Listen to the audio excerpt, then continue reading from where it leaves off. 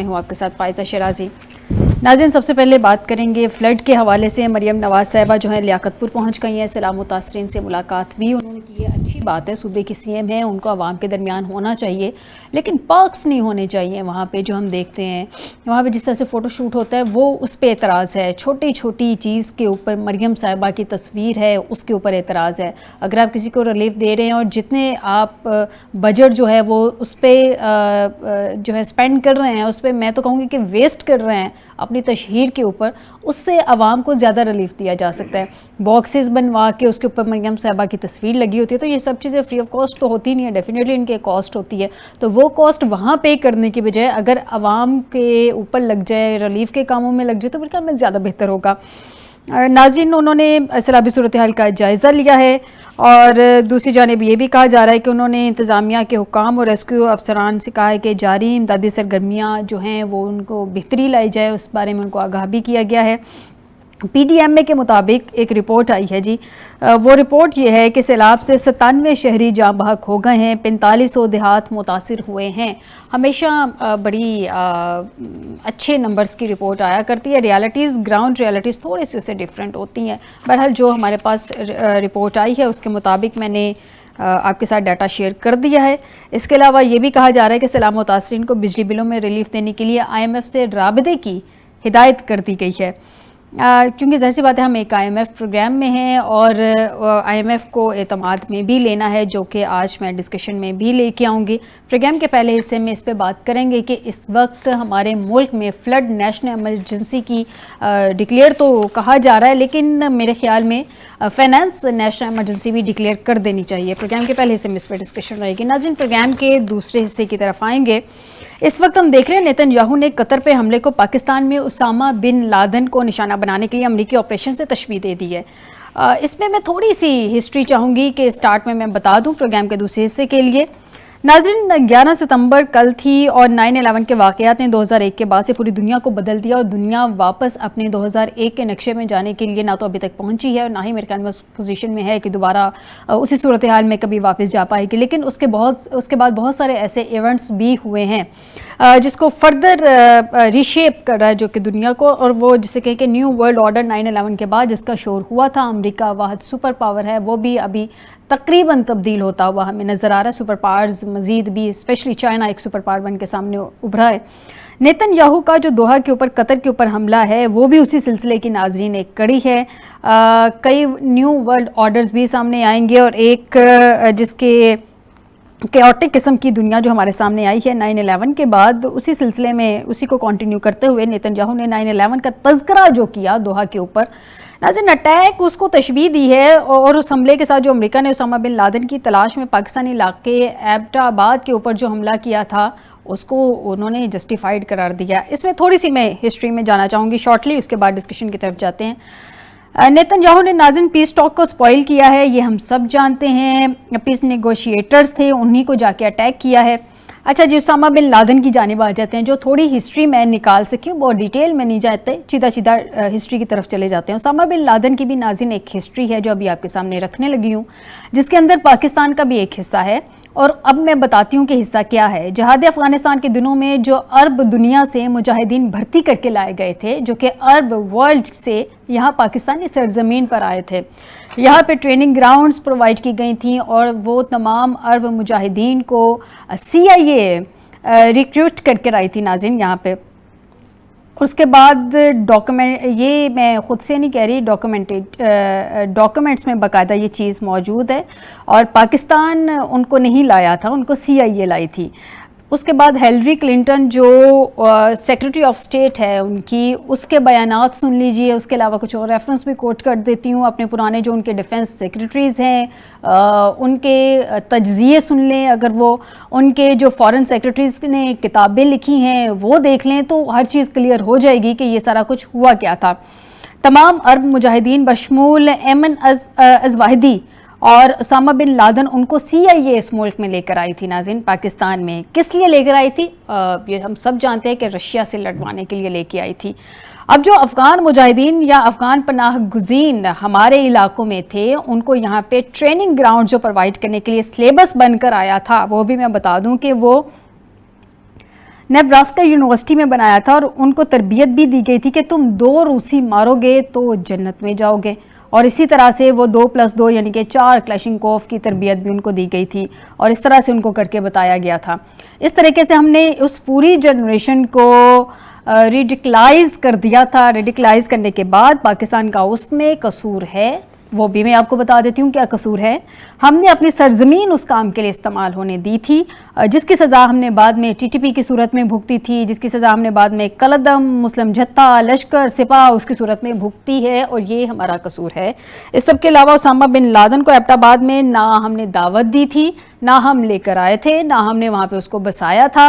लिहाजा इसलिए पाकिस्तान को इस सबसे मत जोड़ा जाए, पाकिस्तान पे इसका इल्ज़ाम मत लगाया जाए। इसकी और भी थोड़ी सी डिटेल्स है, लेकिन मैं सीधा इसको सम अप करके आपके सामने मैंने रख दी है। मज़ीद डिस्कशन में इसको लेके आएंगे। प्रोग्राम के दूसरे हिस्से में आते हैं। प्रोग्राम के पहले हिस्से में इस वक्त फ्लड नेशनल इमरजेंसी की ज़रूरत तो है ही, लेकिन फाइनेंस के हवाले से भी इमरजेंसी डिक्लेयर करने की ज़रूरत है। आपको बताएं कि हमें ज्वाइन किया है काशिफ अनवर साहिब हैं, साबिक सदर हैं लाहौर चैम्बर ऑफ कॉमर्स। बहुत शुक्रिया काशिफ अनवर साहिब आपका हमें ज्वाइन करने के लिए। कर्नल रिटायर्ड साहब कुरैशी साहब स्टूडियो में ज्वाइन किया, बहुत शुक्रिया कर्नल साहब आपका हमें ज्वाइन करने के लिए। सबसे पहले काशिफ साहब की तरफ आते हैं। काशिफ साहब मुझे बताइएगा, नेशनल फाइनेंस इमरजेंसी डिक्लेयर करने की आपके ख्याल में इस वक्त कितनी ज़रूरत है? बिलावल भुट्टो साहब ने भी इस पे काफ़ी हिट किया है। देखें, इस वक्त जो हालात जा रहे हैं वो हम सब समझते हैं कि हालात अच्छे नहीं हैं, और जो फ्लड्स आए हैं, और जो सबसे पहली बात है कि पिछले फ्लड से हमने शायद उस तरह से नहीं सीखा जिस तरह हमें सीखना चाहिए था, और अगली हिकमत अमली हमने बनाई कोई नहीं है। अब इन फ्लड्स ने आते रहना है और इनकी शिद्दत ने इससे ज्यादा आना है।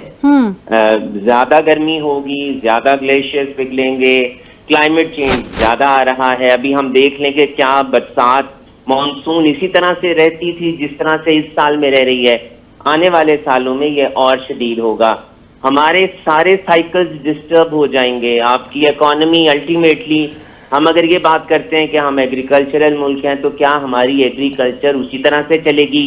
हमारी कपास, हमारी राइस की एक्सपोर्ट जिसको हम कहते हैं बहुत बढ़ा लेंगे, हमारी गंदम, क्या हम इसी तरह से अपनी फसलों को बचा सकेंगे अगर हम कोई डैम नहीं बनाएंगे, अगर हम कोई वाटर रिजर्वायर्स नहीं बनाएंगे, अगर हम और वो चेंजेस नहीं करेंगे जो हमें पानी को बचाने के लिए चाहिए, तो फिर तो ये हालात ऐसे ही रहेंगे। और अगर हम कोई इमरजेंसी भी डिक्लेयर कर देंगे तो उससे क्या होगा? हमें अल्टीमेटली पैसा ही चाहिए है। अगर हमने जो जिनके घर गए हैं, जिनके पास खाने को कुछ नहीं है, उनको पैसा चाहिए है, वो पैसा आएगा कहाँ से? क्या हमारे पास पैसा है? और मैं शायद सख्त अल्फाज कह जाऊं यहाँ पर कि हमारे मुल्क पर जब भी खुदा ना खास्ता कोई आफत आती है तो हम बाहर देखते हैं कि हमारी हेल्प कौन करेगा। पिछले भी जो फ्लड्स आए हम बाहर गए, हमने एक बहुत बड़ा फंड बनाया कि जितने भी ममालिक ये अफेक्ट हुए हैं इस चेंज से, क्लाइमेट चेंज से, उनकी हेल्प की जाएगी। तो देखें, इस वक्त हमें अपने आप को पहले करेक्ट करना है। पहले हमें जो अफेक्ट क्लाइमेट चेंज का आया है, जो दरियाओं के रास्ते में हमने आबादियां बनाई हैं, जो दरिया के रास्ते हमने रोके हैं, जो हमने रिजर्वॉयर्स नहीं बनाए, जो पिछले डैम्स की सफाई नहीं की, जो नए डैम्स हमने नहीं बनाए, जो हमने और काम करने चाहिए थे। तो देखें, मकसद इस इमरजेंसी के डिक्लेयर करने का मैं समझता हूँ शायद ये इतना जरूरी नहीं है जितना जरूरी इस वक्त ये है कि हमने इससे बचना कैसे है, इसका तदारुक कैसे करना है। और देखिए, वो जब आप पे आफत आती है तो आपके मुल्क के लोग सबसे ज्यादा अल्लाह की राह में खर्च करते हैं। हमारा अलमिया ये है कि हम टैक्स नहीं देते उतना जितना शायद देना चाहिए, लेकिन हम अल्लाह की राह में ज्यादा खर्च करते हैं। तो बिल्कुल इसमें कोई दो राय नहीं है कि पहली बात तो मैं यहाँ पर गवर्नमेंट को भी अप्रिशिएट जरूर करना चाहूंगा कि गवर्नमेंट काम कर रही है। जितने लोग सैलाब में, जो लास्ट फ्लड आया था उसमें तकरीबन 1700 के करीब हलाकतें हुई थी, उसमें कोई 3 करोड़ के करीब लोग जो थे वो डिस्प्लेस हो गए थे, $30 बिलियन के करीब का नुकसान हो गया था। अब अभी जो फिगर्स, जैसा कि आपने अभी कहा कि फिगर्स उस तरह से नहीं है जो शायद हकीकत के करीब है, लेकिन शायद जानी नुकसान उतना बड़ा नहीं हुआ जितना बड़ा माली नुकसान हो गया है। जितने जानवर बह गए हैं, जितनी फसलें तबाह हो गई हैं, और ये अफेक्ट अब नहीं आएगा, इसका अफेक्ट तो अभी आना है। आपकी एक्सपोर्ट नहीं बढ़ सकेगी, आपकी राइस की एक्सपोर्ट कम होगी, आपका वीट की एक्सपोर्ट इंपोर्ट बढ़ेगी, आपकी कॉटन की इंपोर्ट बढ़ेगी, आपका ट्रेड डेफिसिट बढ़ेगा, आपके टैक्सेस बढ़ेंगे। तो आप ये हमें बिल्कुल इमरजेंसी डिक्लेयर करनी चाहिए ताकि हम अपने लोगों की ज्यादा से ज्यादा असिस्टेंस कर सकें। दुरुस्त कहना है। काशिफ साहब, आपकी जानिब आती हूँ। कर्नल साहब, मैंने अभी नेशनल फाइनेंस इमरजेंसी डिक्लेयर करने की कहा कि इस वक्त हमें बहुत ज़्यादा ज़रूरत है। सर, अगर ऐसा किया जाता है तो इससे कम से कम एग्रीकल्चर ट्यूबवेल या उनको जो हम एग्रीकल्चर को जो बिजली सप्लाई करते हैं उसके रेट्स कुछ कम किए जा सकते हैं। मतलब मुझे पर्सनली ऐसा लगता है कि कुछ कम होने चाहिए और उससे किए भी जा सकते हैं।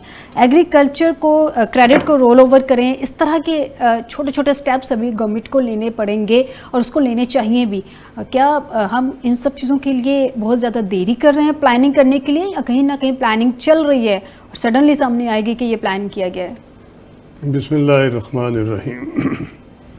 हैं तल्ख बहुत बंदाए मजदूर के औकात, तू कादरे मुतलक है मगर तेरे जहां में।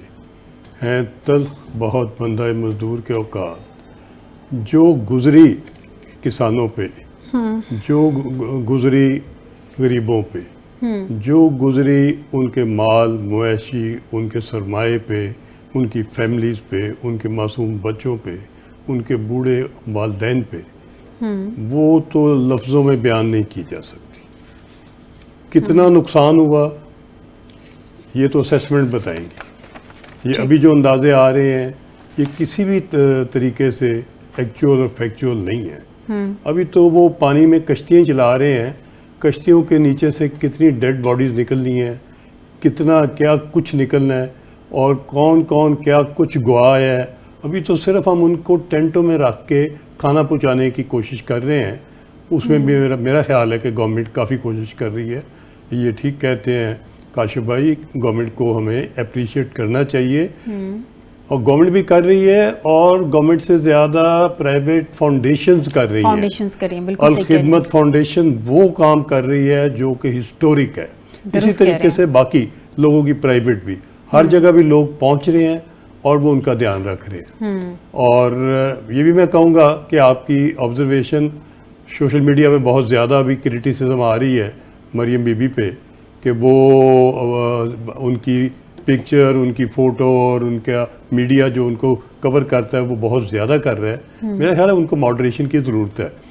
हर एक को पाकिस्तान में पता है कि मरियम नवाज़ किसकी बेटी है, वज़ीर आला है, और हर एक को ये भी पता है कि वो कितना काम कर रहे हैं। सर, जब गवर्नमेंट लेवल पे आप रिलीफ देते हैं तो सबको पता है ये गवर्नमेंट की तरफ से आया है ना, उस पे तस्वीर लगाना जरूरी नहीं होता है कि तस्वीर लगा के आप अगले को दें। करूं, तस्वीर नहीं लगनी चाहिए, गवर्नमेंट ऑफ पंजाब का बैज लगना चाहिए। वो गवर्नमेंट ऑफ पंजाब का बैज लगवाएं, वो अंडरस्टूड है कि वो मरियम बीबी की और मियाँ साहब की एफर्ट के बगैर नहीं है। और हम जानते हैं सारे कि ये फैमिली, शरीफ फैमिली जो है, ये एमरजेंसीज में और ये वार में, और ये जब भी कोई क्राइसिस आती है तो ये हद से गुजर के भी लोगों का ध्यान रखते हैं, इसमें कोई शक नहीं है। ये है या शहबाज साहब हैं, ये बड़े मियाँ साहब, या उनके फैमिली के बाकी लोग भी। लोग जानते हैं 20-20, 30-30, 50-50 साल लोगों के हो गए हैं इनको बाज करते हुए, कोई चीज़ छुपी नहीं है। दूसरी बात मैं ये कहना चाहूँगा, फाइनेंस एमरजेंसी होनी चाहिए, बड़ी अच्छी प्रपोजल है आपकी। हमारे पास वसाइल नहीं है।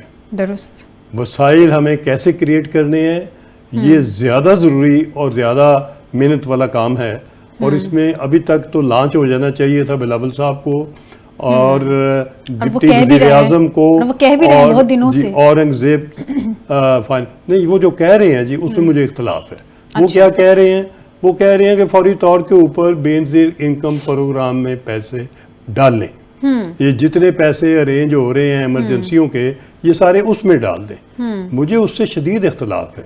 बेनज़ीर इनकम सपोर्ट प्रोग्राम पहले तो हमने फकीर बनाना शुरू किए थे, लोगों से काम करवाना चाहिए। इस स्टेज के ऊपर वो इंटायरली डिफरेंट है। ये सैलाब के मुतासरीन इंटायरली डिफरेंट है। दुरुस्त कह रहे हैं। वो तो बेवा हैं, माजूर हैं, वो हकदार हैं। हाँ। और वो हकदार सारे पाकिस्तान में बेस पे ऊपर हैं। पाकिस्तान का काफी हिस्सा, शायद 2/3 हिस्सा तो अफेक्ट नहीं हुआ, 1/3 जो हुआ तो उसमें तो मेरा ये ख्याल है कि उसको अपनी जगह पे रहने दें और इस प्रोग्राम को, इस रिलीफ को पहुंचने दे। कहाँ पहुंचने दे? जमीनों पे पहुंचने दे।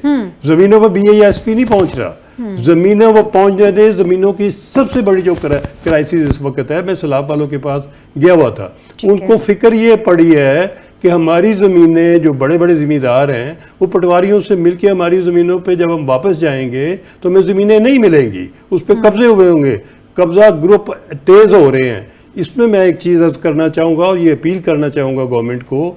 सुप्रीम कोर्ट का एक ऑर्डर है 2012 का, पर्टिकुलरली कराची में जब ज़मीनों पे कब्जे शुरू हुए और इतने हो गए कि अभी भी कब्जे थ्रू आउट हो रहे हैं। जो लोग इस्तात रखते हैं, जिन्होंने अपने पटवारी पोस्ट करवाए हुए, अपने DC पोस्ट कराए हैं, अपने SP और SHO कराए हैं, वो ज़मीनों को ही खाते हैं। वो रातों रात अरबपति, उनको पाकिस्तान की ज़मीनों का कारोबार बंद नहीं हुआ, ये पिछले 78 साल से बहुत ज़्यादा हो गया, अभी बंद कर दें। सुप्रीम कोर्ट ने बंद कर दिया हुआ 2012 के बाद। ऑर्डर ये है कि कोई ज़मीन जब जिधर जो कोई बैठा हुआ है वो उधर ही बैठा रहेगा और वो अपने पोजेशन को कायम रखेगा, वो अपनी ज़मीन को आबाद करेगा, वो उसको ठीक करेगा और उसको अगर वो जायज़ है और वो अपना मुआवजा सालाना दे रहा है और मुआवजे को इंक्रीज करके गवर्नमेंट के रेट के मुताबिक 10% ज़्यादा करके भी दे रहा है, तो उसको कोई सिस्टम, कोई भी ऑक्शन, कोई चीज़ उसको किसी भी बैकडोर से डिस्टर्ब नहीं करेगी और उसको डिस्प्रेस नहीं किया जाएगा। मेरी अपील है कि सबसे पहले तो काश्तकारों की ज़मीन की गारंटी गवर्नमेंट अनाउंस कर दे कि जिधर लोग पिछले 20 साल से 25 साल से बैठे हैं, आपके पास रिकॉर्ड है, साल में 2 दफा आप रिकॉर्ड करते हैं, गिरदावरियों में नाम लिखे हुए हैं।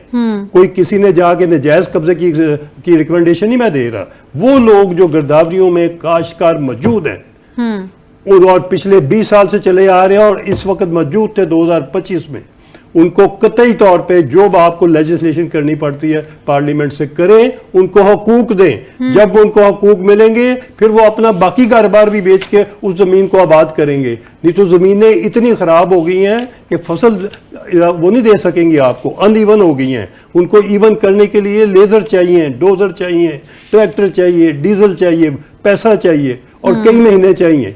6 महीने अगर ऐसे ही गुजर गए तो हम गंदम से फारग हो जाएंगे। तो फौरी तौर पे उसको ज़मीन दें, वापस उसकी ज़मीन की गारंटी दे, सरकार उसकी ज़मीन की गारंटी दे कि ये ज़मीन किसी और के पास नहीं जाएगी किसी भी स्कीम में। एक बात जी। और सुप्रीम कोर्ट का ऑर्डर तो ये कहता है कि रेवेन्यू रिकॉर्ड में, गिरदावरी में और जमाबंदी में कोई एंट्री नई नहीं होगी। उन्होंने तो ये भी फ्रॉड को कम करने के लिए, ख़त्म करने के लिए ये भी ऑर्डर निकाल दिया है। तो बराए मेहरबानी इस किस्म के ऑर्डर के ऊपर अभी उनको प्रोटेक्शन दें। दूसरी बात, इन ज़मीनों को लेवल करने के लिए आपने एक सिस्टम शुरू किया था, उसको ज़्यादा ध्यान नहीं दिया, एग्री माल। ज़राअत का एग्री माल जो है उसके ऊपर आपने मशीनरी, ट्रैक्टर, डोजर, खाद और उसको सीड और डीजल, हर चीज़ आपने एक जगह पे इकट्ठी करके, ये स्कीम गवर्नमेंट ऑफ पंजाब की ऑलरेडी है। चौधरी परवेज इलाही जब वज़ीर आला थे उस वक्त ये लॉन्च हुई थी और कोई 20-30 एग्री माल बने थे। वो कुछ चल रहे होंगे, मेरा ख्याल है कि नहीं। अभी फिर मैंने इस मौजूदा गवर्नमेंट ने भी उसको रिवाइव किया है, तो उसकी तरफ ध्यान दें। ज्यादा महीने गुजर गए, साल गुजर गए, उसको चंद एक दिनों में एग्री माल सारे एक्टिव कर दें।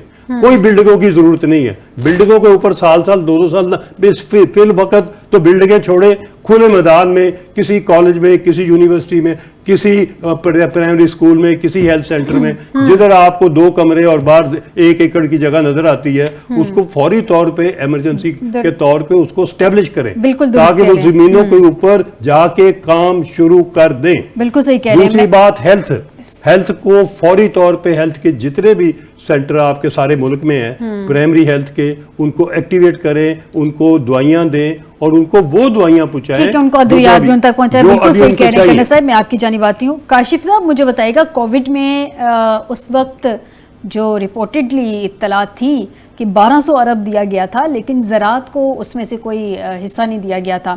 अब जो ज़राअत पेशा लोग हैं सर, उनको ज़राई बैंक के ज़रिए आफत ज़दा डिक्लेयर करें, क्योंकि वो अभी वो इलाके आफत ज़दा तो हो ही गए हैं, इसमें तो कोई दो राय नहीं है। बस डिक्लेयर करके उनको डायरेक्ट ही अगर सब्सिडाइज़ कर दिया जाए या उनका इंश्योरेंस का निज़ाम उसको इम्प्लीमेंट करें, तो मेरे ख्याल में कुछ चीज़ें बेहतर हो सकती हैं, ताकि काश्तकार के साथ जो कोविड के डेज़ में हुआ था एटलीस्ट बाकी महकमे खा जाएँ और काश्तकार को कुछ ना मिले, किसान को कुछ ना मिले, वो नहीं होना चाहिए। देखें, हमारी रीढ़ की हड्डी हमारी ज़राअत है, और जैसा अभी मेरे भाई कह रहे थे कि अभी ये पानी खरा रहना है, सबसे पहले तो हमें पानी की निकासी करानी है। अगर हम पानी की निकासी नहीं कराएंगे तो हम एक तो जमीन भी खराब करेंगे और दूसरा उससे बीमारियां भी फैलेंगी। अब यहाँ पर अगर हम कोई इमरजेंसी डिक्लेयर भी करना चाहते हैं तो हमें करना क्या होगा? हमें उनकी जमीनों को इसलिए दोबारा काबिल करना होगा कि वो दोबारा वहां पर ज़राअत कर सकें। जिनके पास बीज नहीं है, जिनके ट्रैक्टर खराब हो गए हैं, पानी में खराब हो गए हैं, जिनकी दूसरी मशीनरी उनके पास नहीं रही, वो कहाँ से लेंगे? उनके पास तो खाने को इस वक्त कुछ नहीं है, कपड़े पहनने को नहीं है। वो गवर्नमेंट को इसमें करना पड़ेगा ना, फ्री ऑफ कॉस्ट। कुछ को जिनको बीज चाहिए उनको बीज दे दें, जिनको चारा चाहिए जानवरों के लिए उनको चारा अरेंज करके दें। अब ये गवर्नमेंट की रिस्पॉन्सिबिलिटी है अल्टीमेटली। देखें, अल्टीमेटली अगर उसे सीड चाहिए तो उसको वो सीड सब्सिडाइज्ड वैल्यू पे चाहिए होगा। अगर उन्हें लोन चाहिए, इस वक्त अगर काइबर का रोड 11% है तो गवर्नमेंट को 2% पे देना होगा। गवर्नमेंट जब तक उनके लिए सब्सिडाइज्ड बिजली नहीं देगी, अभी देखें, अभी इस वक्त एक इशू ये भी है कि जितने इलाकों में सैलाब आया है उनकी बिजली का क्या अभी तक फैसला हुआ है? क्या उनसे बिल लेने हैं, सब्सिडाइज रेट पे लेने हैं, नहीं लेने हैं? गवर्नमेंट को ये फैसले करने होंगे। जिनके घर नहीं रहे, फिर मैं वही बात कर रहा हूँ, जिनके पास खाने को पैसा नहीं है, जिनके पास पहनने को पैसा नहीं है, वो बिजली का बिल कैसे अदा करेंगे? तो यहाँ पर गवर्नमेंट को सस्ती बिजली, सस्ता बीज, सस्ती मशीनरी, उनके लिए जो उनकी जो ज़राई जमीन है उसको ठीक करना और उनकी जमीन को प्रोटेक्ट करना, जो मेरे भाई बात कर रहे थे। देखें, हमें इस बात को एंडोर्स करना चाहिए कि जब उसकी जमीन होगी तो वो आगे आकर उस पे वो काश्तकारी करेगा। तो अल्टीमेटली जी गवर्नमेंट को ये करना होगा। अगर गवर्नमेंट ये नहीं करेगी, और देखें फंड्स हमें मिलते हैं, फंड्स आते हैं, फंड्स कहाँ जाते हैं, यही हमारा सबसे बड़ा इशू है। और पाकिस्तान का इस वक्त सबसे बड़ा इशू ये है कि हम पाकिस्तान ने 135 बिलियन डॉलर देना है, वो पैसा आया, कहाँ गया पता नहीं, कहाँ लगा पता नहीं, किसने लिया पता नहीं, लेकिन वो पैसा हम 28 करोड़ अवाम ने देना है। अभी भी जो हम लेकिन काशिफ साहब एक प्रॉब्लम ये भी है ना कि हम लोग जब दुनिया को बताते हैं कि भी हमें फ्लड के लिए फंड्स चाहिए, तो फिर दुनिया हमसे बैंकेबल प्रोजेक्ट्स भी मांगती है, जो कि हम दिखाने में एक प्रोजेक्ट को आगे लेके जाने में नाकाम है। पिछली दफ़ा यही तो हुआ है, जब 22 के हमने फंड्स रेजिंग की है, बाकायदा कॉन्फ्रेंस हुई, बैंकेबल प्रोजेक्ट्स मांगे गए जिसमें हम फेल थे। देखें, आप बिल्कुल ठीक बात कह रही हैं। देखें, बात ये है कि इसमें आपकी या मेरी या अवाम की या उस शख्स की नाकामी तो नहीं है जिसको नुकसान पहुंचा। जिस डिपार्टमेंट की ये जिम्मेदारी थी, सवाल तो उससे करना चाहिए ना भाई। जिस हुकूमत की जिम्मेदारी थी, सवाल तो उससे करना चाहिए। जिस मिनिस्ट्री की जिम्मेदारी थी, सवाल तो उससे करना चाहिए ना कि वो क्यों नाकाम रहे। क्या मैंने या आपने जाके प्रेजेंटेशन देनी थी? क्या मैंने या आपने जाकर अगलों को कन्विंस करना था कि हम ये पैसा यहाँ पर लगाएंगे? देखिए, यही तो हम बार बार कहते हैं कि जब तक आप स्टेक होल्डर्स को ऑन बोर्ड नहीं लेंगे, जब तक आप उनके साथ मशावरत नहीं करेंगे, तब तक वो पॉलिसी इम्प्लीमेंट नहीं हो सकती, वो पॉलिसी कामयाब नहीं हो सकती। तो ये accountability is again one of the issue कि अगर हमने उन प्रोजेक्ट्स को सही तरह से लॉन्च नहीं किया तो जिन्होंने लॉन्च नहीं किया और जिनकी वजह से लॉन्च नहीं होने, उन्हें अकाउंटेबल किया जाना चाहिए। बिल्कुल दुरुस्त कह रहे हो, अभी भी उन्हीं की गवर्नमेंट है जिनकी गवर्नमेंट पहले थी 22 में। बहरहाल बहुत शुक्रिया काशिफ अनवर साहब, आपने मुझे प्रोग्राम में ज्वाइन किया। नाज़रीन, एक छोटे से ब्रेक की तरफ जाते हैं, ब्रेक से वापस आएंगे। नए वर्ल्ड ऑर्डर, स्पेशली इस वक्त जो कतर की सूरत हाल है उस पर डिस्कशन करेंगे इस ब्रेक के बाद।